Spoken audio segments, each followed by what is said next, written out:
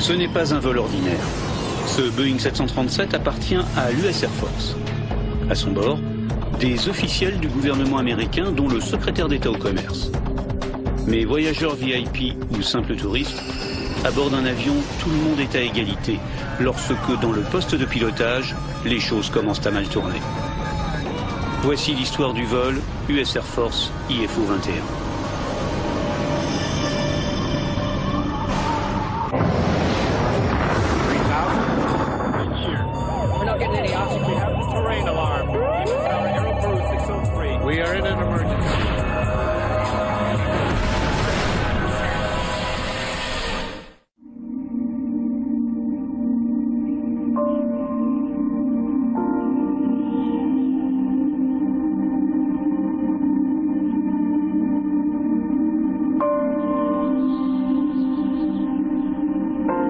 Nous sommes le 3 avril 1996 en Croatie. Après 4 années et demie de guerre, une paix fragile s'est installée depuis 6 mois. C'est le printemps, mais cet après-midi sur Dubrovnik, le temps est épouvantable. Le plafond est bas et les orages se succèdent. Sur le tarmac, une délégation officielle qui vient d'atterrir essaie d'échapper aux trompes d'eau.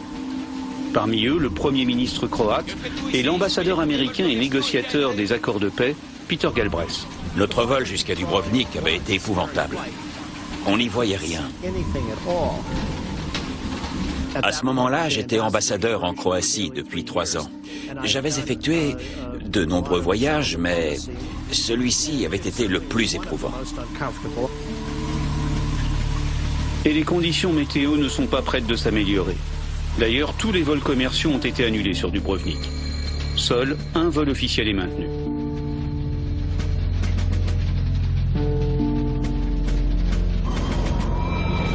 Il s'agit du vol IFO 21, assuré par un Boeing 737 de l'armée de l'air américaine. L'US Air Force dispose en effet d'une flotte d'avions civils destinés à transporter les hauts responsables américains de par le monde. Le plus célèbre d'entre eux est évidemment Air Force One, l'avion du président des États-Unis. Merci. Votre ceinture de sécurité. Ce Boeing 737 est plus modeste, mais pas moins confortable.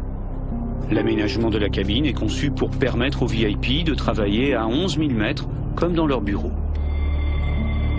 À bord de ce vol, un membre du gouvernement américain, le secrétaire au commerce Ron Brown. Ron Brown était un homme très compétent. Il connaissait le gouvernement de l'intérieur et il avait toutes les qualités nécessaires pour occuper ce poste. En fait, Ron Brown est une vedette du Parti démocrate. Il a joué un rôle important dans l'élection du président Clinton en 1992. C'est une des raisons pour laquelle il est devenu, dans l'histoire du pays, le premier secrétaire au commerce d'origine afro-américaine.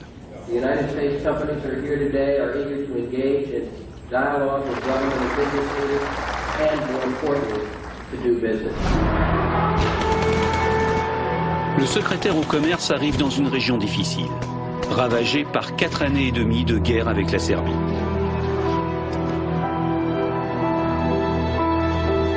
Pour la seule Croatie, on dénombre plus de 16 000 morts.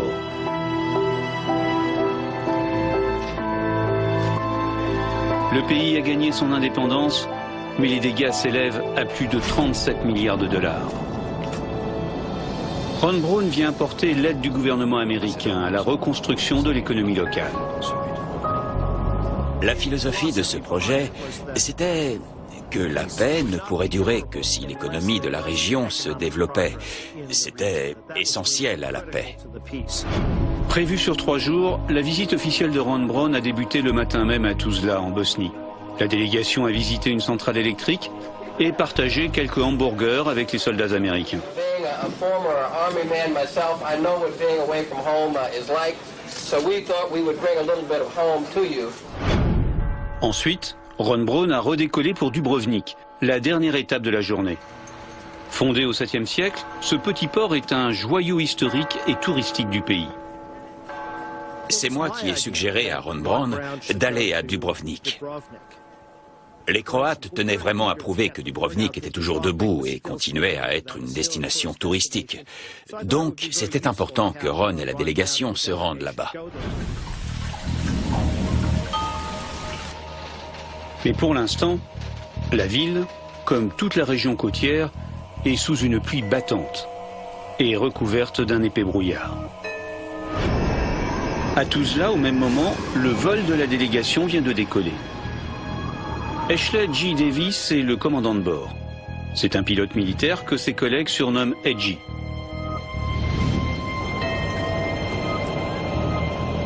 Tuzla, départ de IFO 2 unités.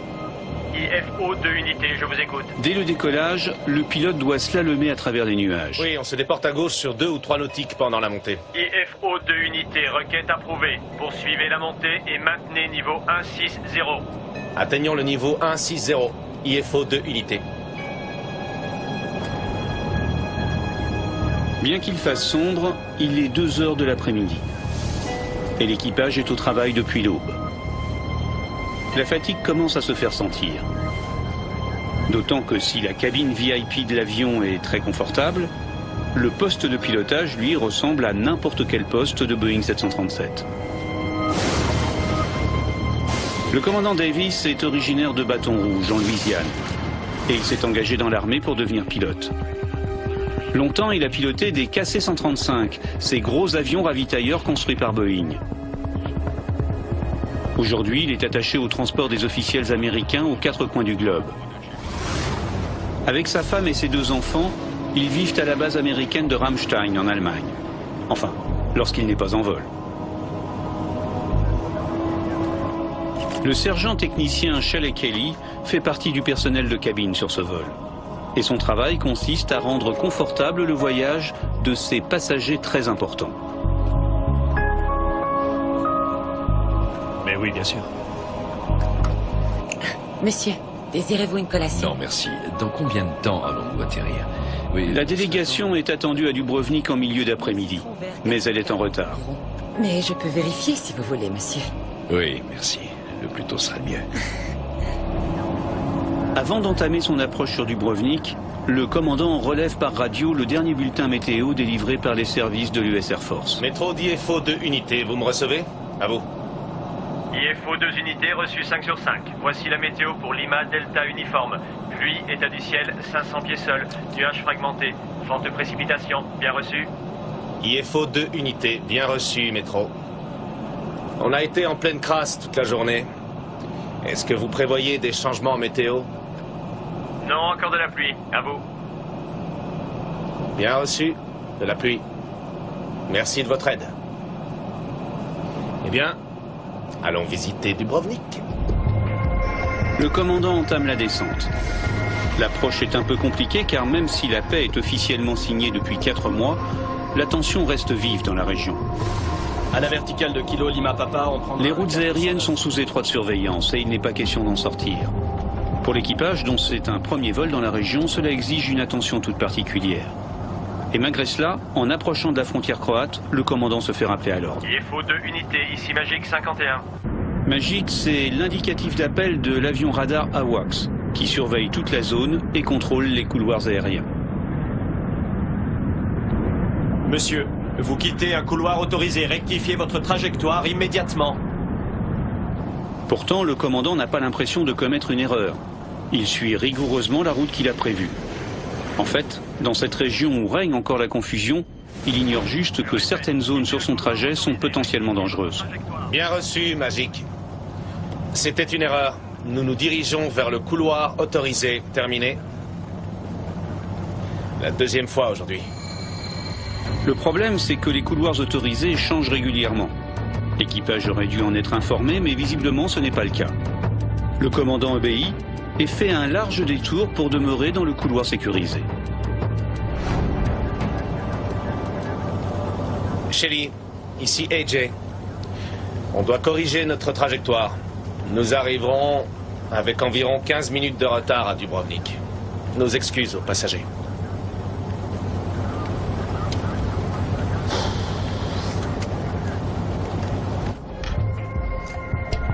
Mesdames et messieurs, votre attention, s'il vous plaît.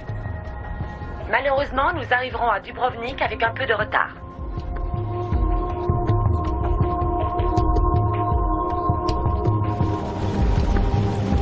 Les huiles vont pas être contentes. Et la météo qui s'annonce risque de nous ralentir encore plus.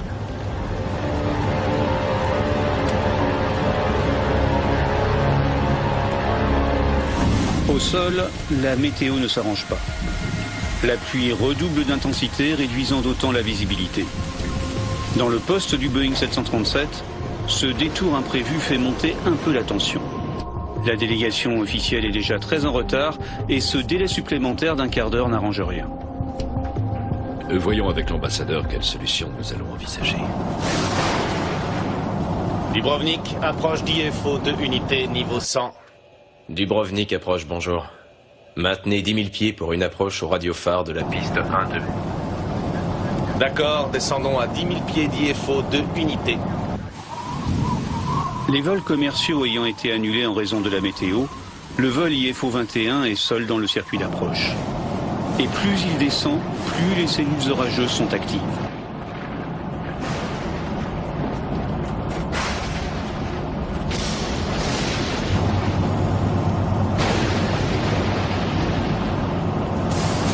Et pour couronner le tout, l'aéroport, très endommagé par les 4 années de guerre, ne dispose plus d'aucune aide électronique à l'atterrissage.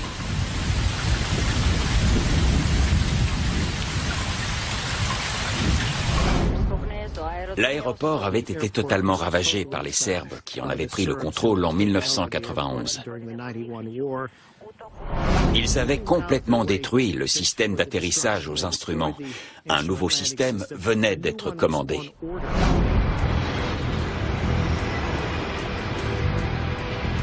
Tous les grands aéroports internationaux sont dotés de systèmes sophistiqués pour aider les décollages et atterrissages, quelles que soient les conditions météo.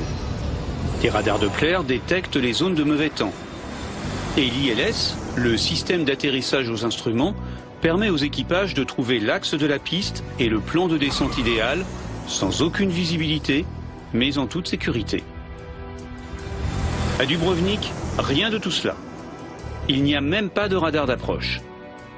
L'assistance se résume à 2 simples balises radio installées à proximité du terrain. Une technique utilisée il y a un demi-siècle.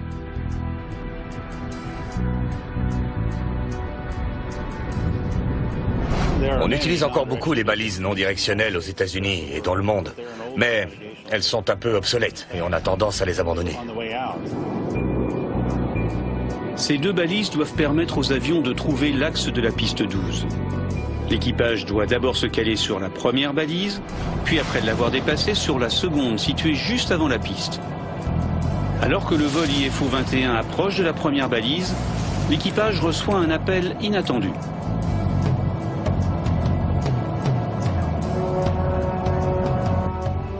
« 9 ACRO pour IFO 2 unités. IFO 2 unités, je vous reçois, 9 ACRO, à vous. » 9 ACRO, c'est le vol de l'ambassadeur Galbraith qui s'est posé 1 heure plus tôt. Le commandant est un pilote chevronné qui connaît très bien la région et il veut avertir son collègue des difficultés qu'il risque de rencontrer.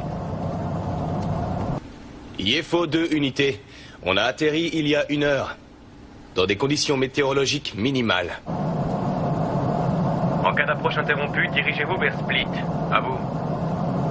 Bien reçu, 9 ACRO, je vous remercie. Terminé. Évidemment, se dérouter vers Split, à 200 km de là, ne serait pas une bonne nouvelle pour la délégation.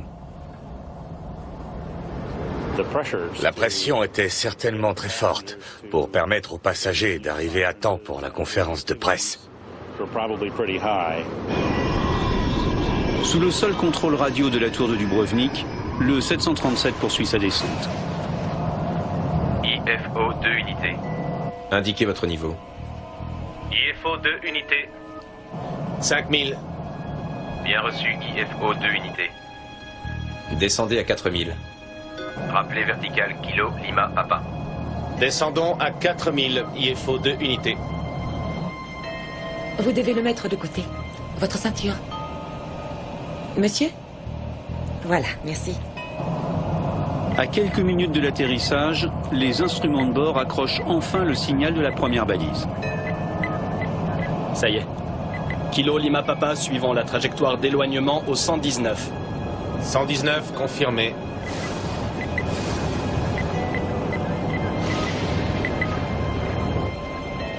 Monsieur le secrétaire, nous allons atterrir. D'accord. On reprendra ça plus tard. Merci.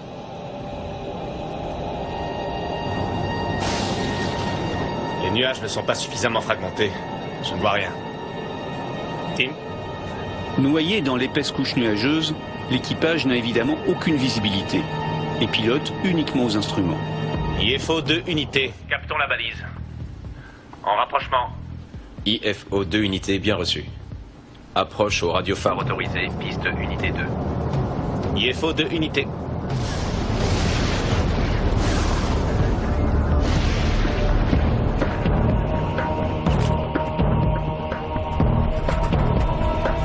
Secoué par les turbulences de l'orage, l'avion poursuit sa descente sans visibilité.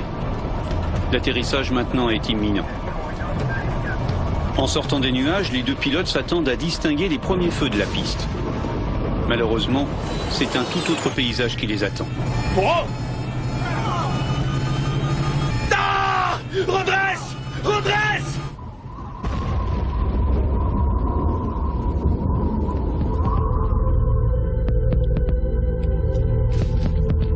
IFO 2 unités, vous me recevez? Peu avant 15 heures, la tour de Dubrovnik perd tout contact avec IFO 21. IFO 2 unités, est-ce que vous me recevez? IFO 2 unités, vous me recevez? Sans radar d'approche pour localiser l'avion, les contrôleurs ignorent sa position. Un instant, ils imaginent une éventuelle remise de gaz et un déroutement vers Split. IFO 2 unités, vous me recevez? IFO 2 unités, vous Mais me les recevez? minutes s'écoulent et la seule réponse est un silence de plus en plus lourd. Lance la procédure d'urgence. À la fin de notre service, on a appris qu'un avion avait disparu. On ne savait pas qui était à bord. On n'avait aucune précision concernant le vol. On a alors appliqué la procédure à suivre dans ce genre de cas en attendant d'avoir plus d'informations. Sur le tarmac, Peter Galbraith, en compagnie du Premier ministre croate, attend patiemment l'arrivée de la délégation américaine.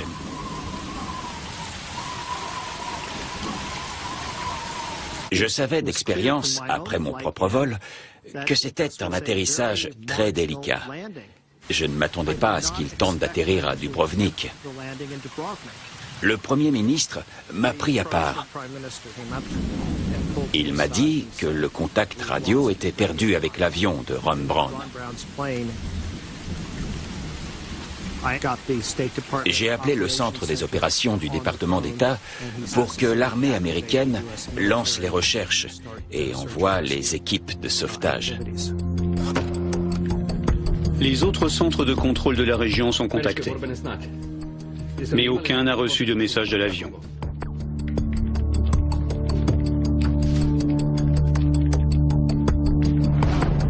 Les premières recherches se concentrent sur l'axe d'approche de la piste 12, au-dessus des eaux de l'Adriatique.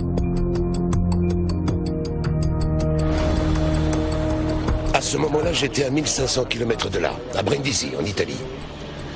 Nous avons fait partir 2 hélicoptères MA-53 pour Dubrovnik, avec une équipe des unités spéciales de l'Air Force. Durant des heures, l'appareil demeure introuvable.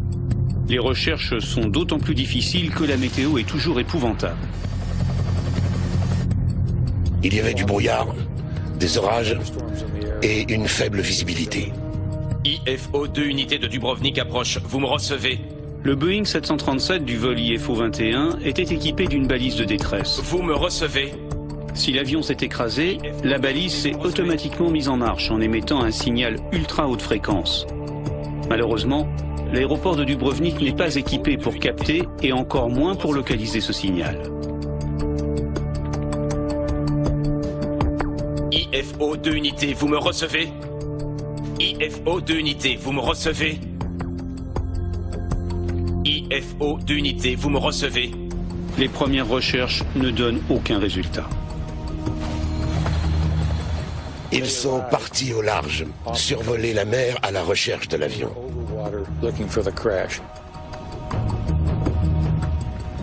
Enfin, plusieurs heures après la disparition de l'appareil, la police recueille un témoignage intéressant. À l'intérieur des terres, un villageois a vu quelque chose sur la montagne qui surplombe sa maison.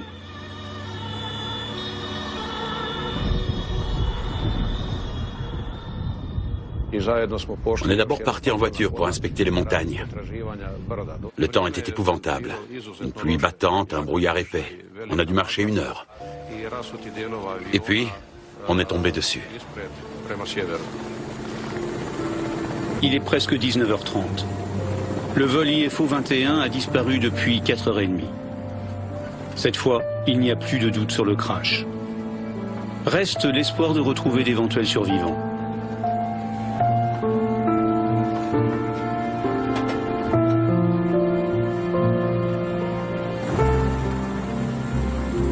Aux États-Unis, la nouvelle est annoncée officiellement. I've just received word that there's also a Croatian doctor on the scene.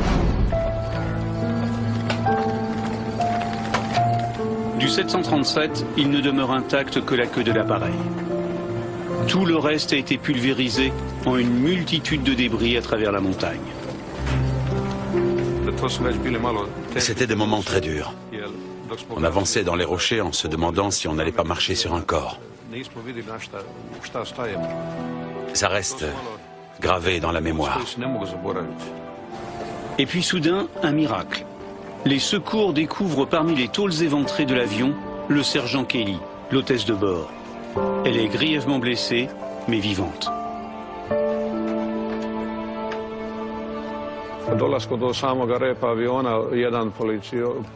Dans la queue de l'avion, un policier a trouvé une hôtesse. Il a essayé de la secourir. Nous avons essayé de nous rendre utiles. On voulait sauver des vies et voilà qu'on en avait l'occasion. On était plein d'espoir.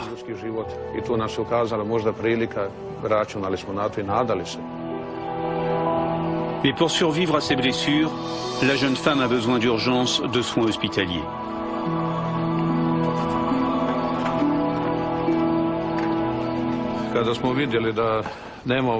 Mais on ne pouvait rien pour elle. Alors j'ai appelé le commissariat de Dubrovnik pour leur indiquer le lieu du crash. Il faisait déjà nuit noire.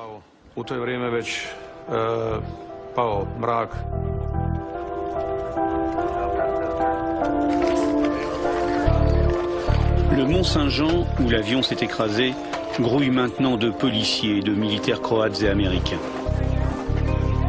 L'acheminement des secours est rendu difficile par le relief et la météo. Sans parler des vestiges de la guerre, toujours aussi dangereux, même en temps de paix.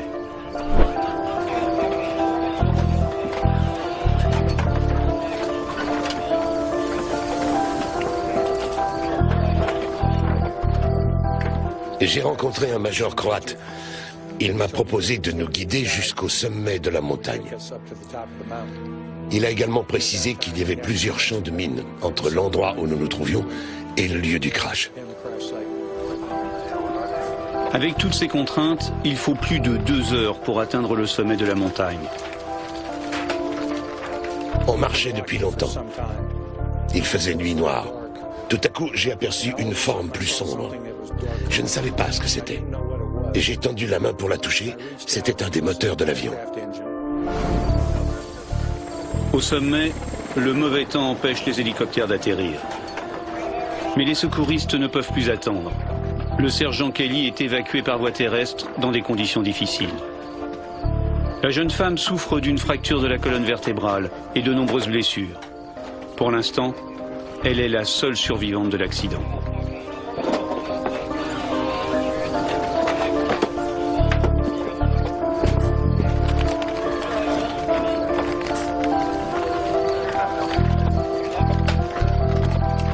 Les recherches se poursuivent, mais les secours ne trouvent que des corps sans vie.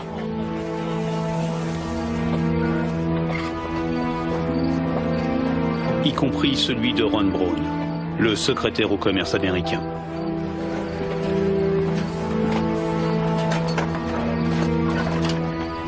C'est un véritable spectacle de désolation. Les autres occupants de l'avion, les 2 pilotes et les 35 passagers, ont probablement été tués sur le coup. Quelques heures plus tard, une triste nouvelle tombe. Le sergent Kelly est décédé des suites de ses blessures durant son transfert à l'hôpital. Au final, il n'y a aucun survivant du vol IFO 21. Reste maintenant à comprendre ce qui est arrivé. Mike Canavan fait partie des forces spéciales américaines et recueille les premiers éléments de l'enquête. Quand on a compris qu'il n'y aurait plus de survivants, notre mission a changé. À partir de ce moment-là, on a cherché les corps.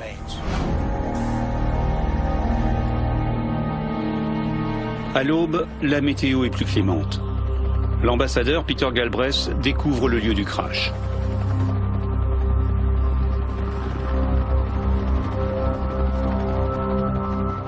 On a marché dans la montagne. Le temps s'était amélioré. Près du sommet, il y avait le fuselage de l'avion, ou du moins sa partie arrière, et des débris un peu partout. De l'autre côté se trouvaient les corps. Rien au monde n'est comparable à un crash. Que ce soit dans la montagne ou à Dubrovnik, mes équipes ont agi avec dignité et respect. Je trouve qu'elles ont fait un travail exceptionnel.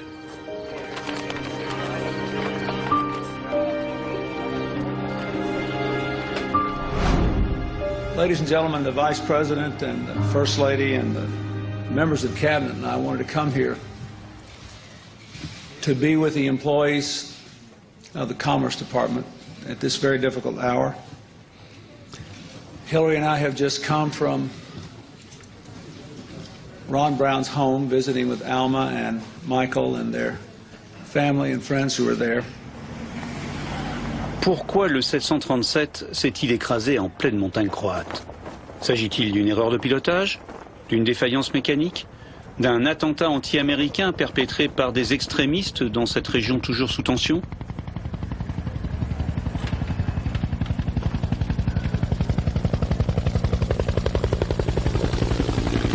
Purpose of the accident investigation team, I can guarantee you that they will be extremely thorough in their analysis in trying to determine the causes of this accident.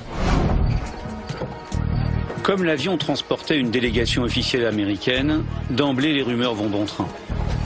Howard Swansea fait partie de la douzaine d'experts envoyés sur place.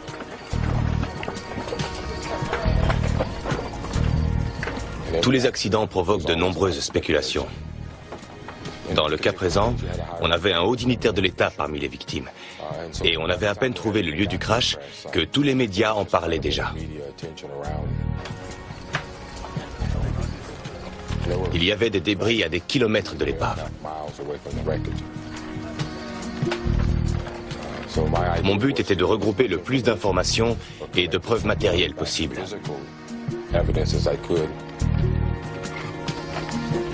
Mais les enquêteurs entament leur travail avec un énorme handicap. Ils découvrent que, contrairement aux avions civils, les avions de l'US Air Force ne sont pas équipés de boîtes noires, même lorsqu'ils sont assignés au transport de passagers.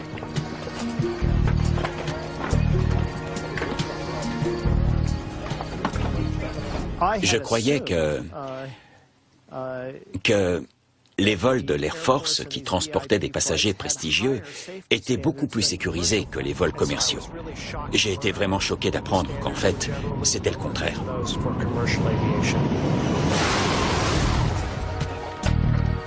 Sans boîte noire, les enquêteurs ne disposent d'aucun enregistrement, ni des paramètres techniques de l'avion, ni des discussions dans le poste.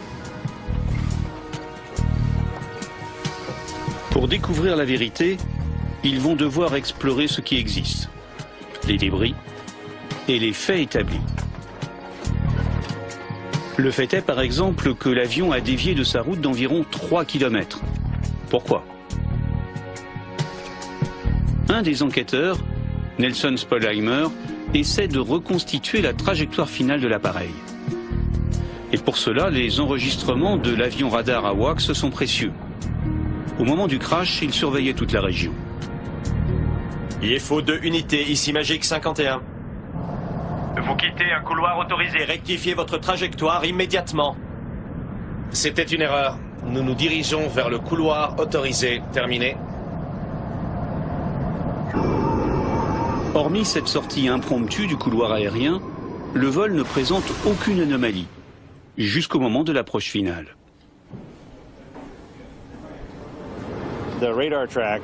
La trajectoire fournie par la WACS, l'avion radar, montre que les 100 derniers miles du vol se sont déroulés normalement. En revanche, le dernier segment de vol, les 20 km précédant la piste 12, est plus problématique. Alors qu'il est en approche finale, le 737 dévie de sa trajectoire et poursuit sa descente tout en se dirigeant droit sur les montagnes.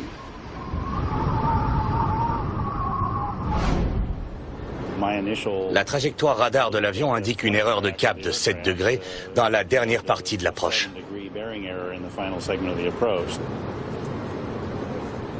Une erreur de quelques degrés, mais qui, aussi près du sol et à 250 km/h, peut rapidement avoir des conséquences dramatiques. Clairement, c'est le nœud du problème. Pourquoi l'avion a-t-il dévié de sa route sans raison apparente d'environ 7 degrés ?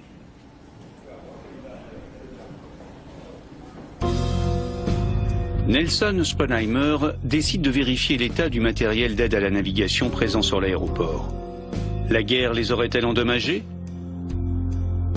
À Dubrovnik, l'atterrissage se fait à l'aide de 2 balises de navigation distinctes. La première guide les avions vers la piste, tandis que la seconde leur indique un éventuel danger. La première se trouve sur l'île de Kolosep. Elle émet en code morse un signal facilement reconnaissable.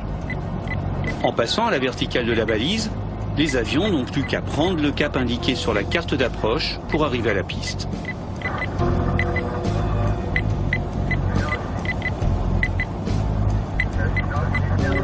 La seconde balise est en fait une sécurité. Située juste dans l'axe de la piste, si les pilotes ne voient pas le seuil de piste en la survolant, ils doivent alors interrompre l'approche et remettre les gaz.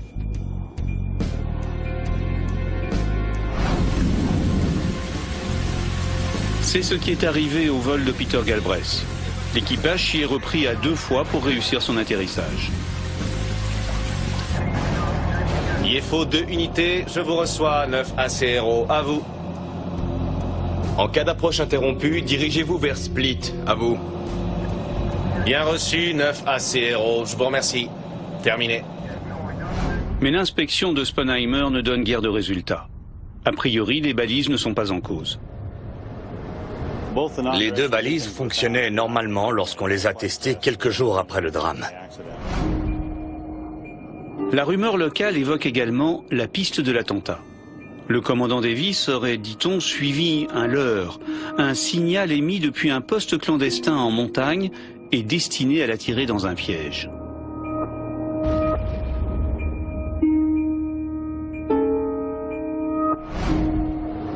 Pour émettre un signal suffisamment puissant, il faut mettre en place un imposant système au sol. Très difficile à installer dans un paysage rocheux. Il serait très long et très coûteux d'installer une balise dans les montagnes. Cette hypothèse de l'attentat est rapidement abandonnée par les enquêteurs. D'autant qu'aucun élément concret n'est recueilli sur les lieux du crash pour venir l'étayer.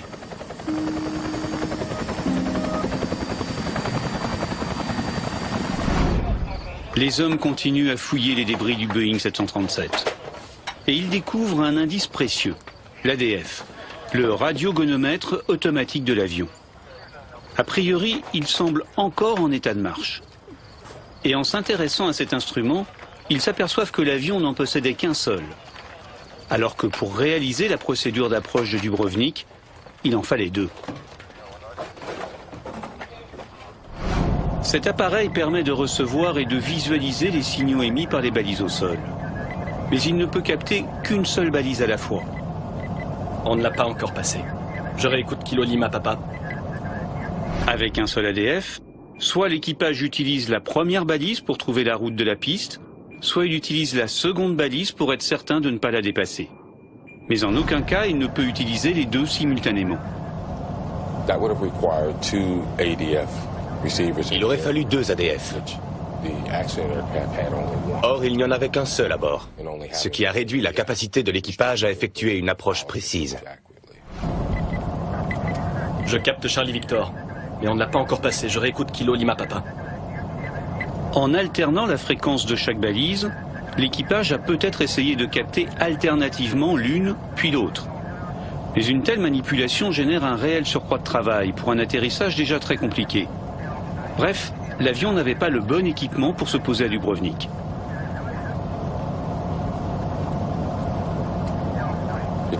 On dispose d'un laps de temps très court pour négocier son approche. C'est assez difficile d'essayer de capter les 2 signaux alors que l'on cherche en même temps à définir sa trajectoire. Nelson Sponheimer trouve également des éléments intéressants en étudiant la trajectoire de l'avion. En naviguant avec l'aide de l'ADF, la trajectoire est généralement un peu en zigzag. Or, dans le cas du vol IFO 21, ce ne fut pas du tout le cas après le survol de la balise. 3 miles après le survol du repère d'approche finale, pendant les 9 miles restants, la trajectoire de l'avion est rectiligne. Hypothèse. Et si l'équipage, plutôt que de se fier aux balises au sol, avait utilisé leur centrale inertielle?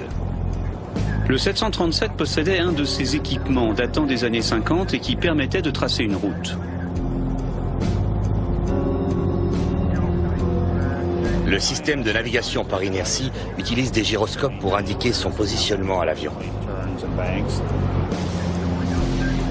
Le principe est assez simple. Au début du vol, on indique à la centrale inertielle la position de départ de l'avion.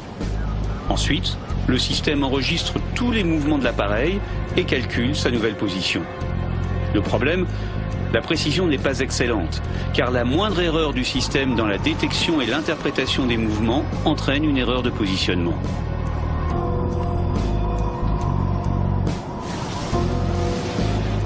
Les nuages ne sont pas suffisamment fragmentés. Je ne vois rien. Tim ? L'équipage a peut-être cru que la centrale inertielle les aiderait à trouver le chemin de la piste, oubliant qu'elle pouvait aussi les faire dangereusement dévier de leur trajectoire. Le dysfonctionnement du système de navigation par inertie me semble être la cause première du crash.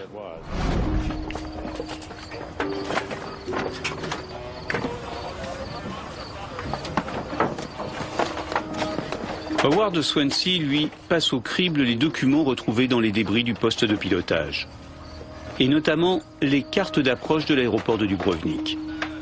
Sans visibilité, comme c'était le cas le 3 avril, ces cartes étaient déterminantes. Or, l'enquêteur s'aperçoit que ces cartes comportaient au moins une erreur. L'altitude minimale de descente n'était pas la bonne. L'altitude minimale de descente, c'est la hauteur à laquelle le pilote doit remettre les gaz s'il n'a pas la piste en visuel.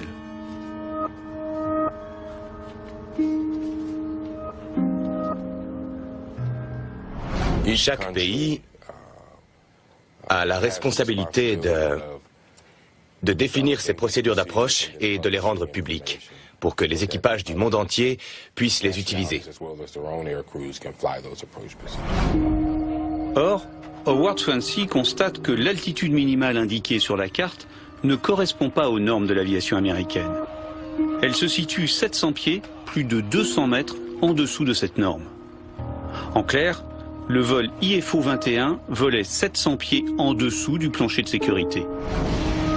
Ajoutons à cela un retard important sur l'horaire, une visibilité nulle, une déviation de quelques degrés et un relief montagneux à proximité. Tous les ingrédients étaient réunis pour mener à la catastrophe.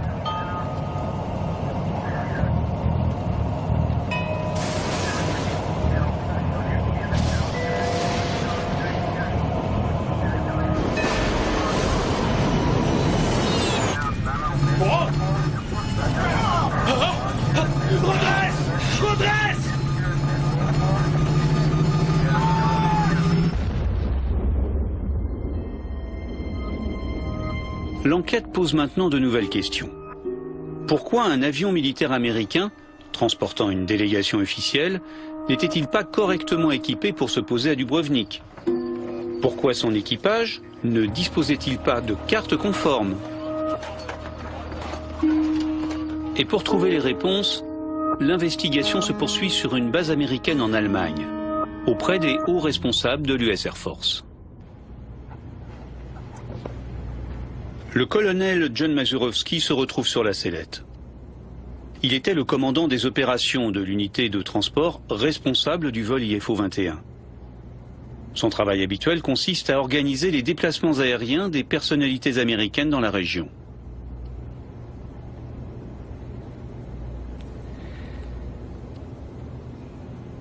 J'aimerais que l'on aborde le sujet des cartes d'approche GPSN. Les enquêteurs se concentrent en priorité sur les cartes d'atterrissage. Conçues pour tous les aéroports du monde, ces cartes fournissent aux pilotes des informations indispensables à la sécurité. Les normes américaines sont très sévères quant au contenu de ces cartes. Or, celles de l'équipage du vol IFO 21 n'étaient pas aux normes.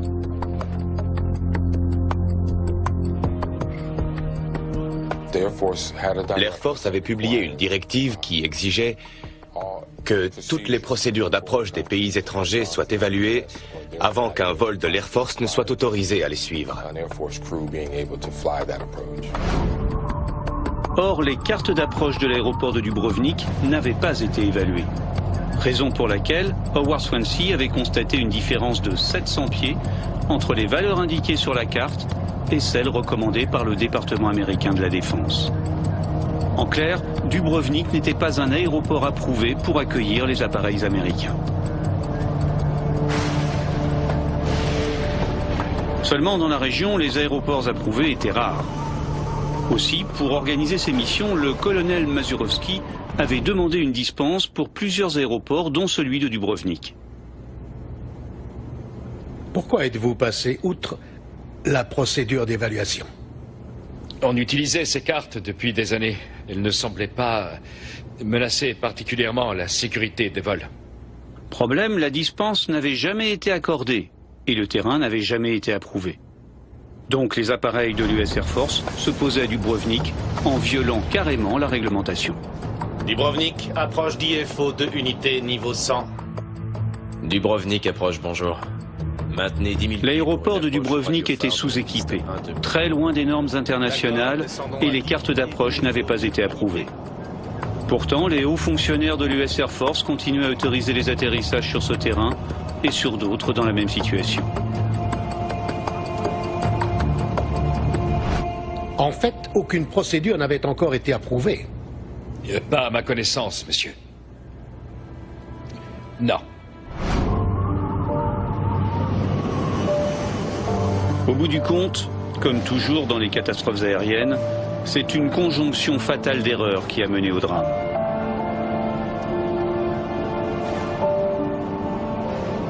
Dubrovnik, approche d'IFO 2 unités niveau 100. Dubrovnik approche, bonjour. Maintenez 10 000 pieds pour une approche au radiophare de la piste 1-2. Bien reçu. À l'issue d'une longue enquête et de presque 150 interrogatoires, le rapport final sur le crash du vol IFO 21 fut présenté. Il comprenait plus de 7000 pages.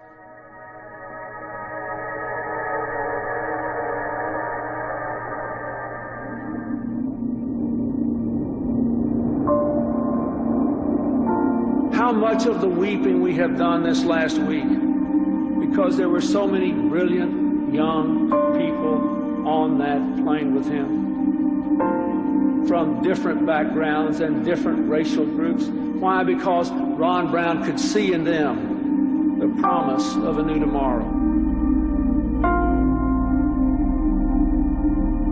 Les conclusions de l'enquête mirent en lumière les erreurs humaines et les défaillances des institutions. Elles reprochèrent aux autorités aéroportuaires de Dubrovnik leurs lacunes dans les procédures d'approche.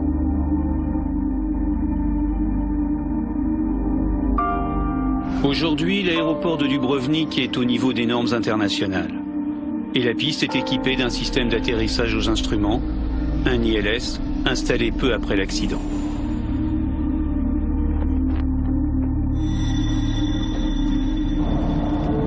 Je capte Charlie Victor. Le rapport final mit également en évidence les erreurs de pilotage du commandant Davis, ainsi que la responsabilité de l'US Air Force. Plusieurs hauts gradés furent accusés d'avoir failli à leurs obligations.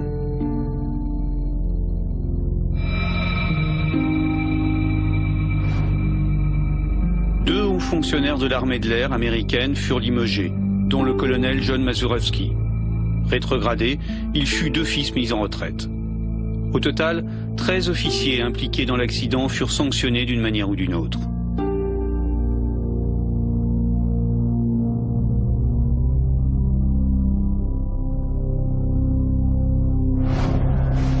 L'US Air Force elle-même a révisé ses procédures. Dorénavant, tous les avions militaires sont équipés des deux traditionnelles boîtes noires. L'une pour enregistrer les sons du cockpit, l'autre pour enregistrer les paramètres techniques. De même, aucun appareil ne peut dorénavant se poser sur un terrain sans l'autorisation du département de la Défense, même s'il transporte une délégation officielle du gouvernement. Captons la balise. En rapprochement. IFO 2 unités bien reçues.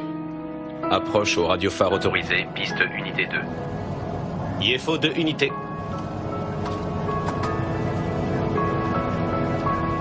Au final, malgré tout, la sécurité aérienne a été améliorée. C'est le seul réconfort que peuvent trouver dans cet accident les familles des 35 passagers et membres d'équipage du vol IFO 21.